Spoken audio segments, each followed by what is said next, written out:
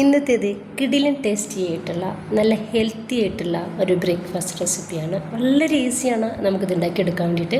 വെറും 2 ചേരുവയിലാണ് നമ്മളിത് ഉണ്ടാക്കിയെടുക്കുന്നതും.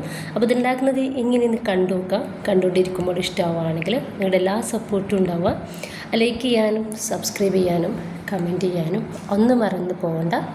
ഇതിന് വേണ്ടിയിട്ട് ആദ്യം തന്നെ ഞാൻ 1 കപ്പ് പച്ചരി വെള്ളത്തിലിട്ട് കഴുകിയിട്ട് കുതിർത്തി വെള്ളം മൊത്തത്തിലിട്ട് ഒഴിവാക്കിയെടുത്തിട്ടുള്ളതാണ്. അത് നമുക്ക് മിക്സിയുടെ ജാറിലോട്ട് ഇട്ടുകൊടുക്കാം. ഇതിലോട്ട് 1/2 കപ്പ് ചോറാണ് ഇട്ടുകൊടുക്കുന്നത്. ഈ കപ്പിൽ 1/2 കപ്പ് വെള്ളം നമുക്കിതിലേക്ക് ഒഴിച്ചെടുക്കാം. നല്ല ഫൈൻ പേസ്റ്റ് ആക്കിയിട്ട് നമുക്കിതൊന്ന് അരച്ചെടുക്കാം. ഞാൻ നന്നായിട്ട് അരച്ചെടുത്തിട്ടുണ്ട്. അതൊരു ബൗളിലോട്ട് ഒഴിച്ചെടുക്കുകയാണ്. ഇതിലോട്ട് ആവശ്യത്തിനുള്ള ഉപ്പ് കൂടി ചേർത്ത് കൊടുത്തിട്ട് നന്നായിട്ട് നമുക്കൊന്ന് മിക്സ് ആക്കി എടുക്കാം.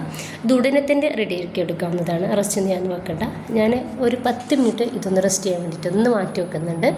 ഒരു 10 മിനിറ്റിന് ശേഷം നന്നായിട്ട് ചൂടായിട്ടുള്ള പാനിലോട്ട് 1/4 കപ്പ് മാവ് ഒഴിച്ചെടുക്കുന്നുണ്ട്. ഈ സമയത്ത് തീ നമ്മൾ ഏറ്റവും ഹൈ ഫ്ലെയിമിലിടണം.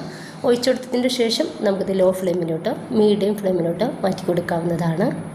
ഇത് നന്നായിട്ട് പൊങ്ങി വരുന്നത് നിങ്ങൾക്ക് കാണാൻ വേണ്ടിയിട്ട് പറ്റുന്നുണ്ടാവും.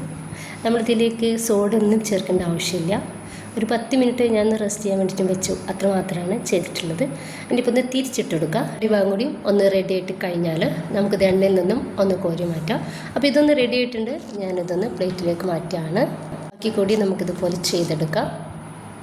അപ്പോൾ ഭയങ്കര എളുപ്പമായിട്ടുള്ള ഡിഫറെൻ്റ് ആയിട്ടുള്ള ഒരു ബ്രേക്ക്ഫാസ്റ്റ് ഡിന്നറും ലഞ്ചും ഒക്കെ ആയിട്ട് നമുക്കിത് ഉണ്ടാക്കിയെടുക്കാവുന്നതാണ്.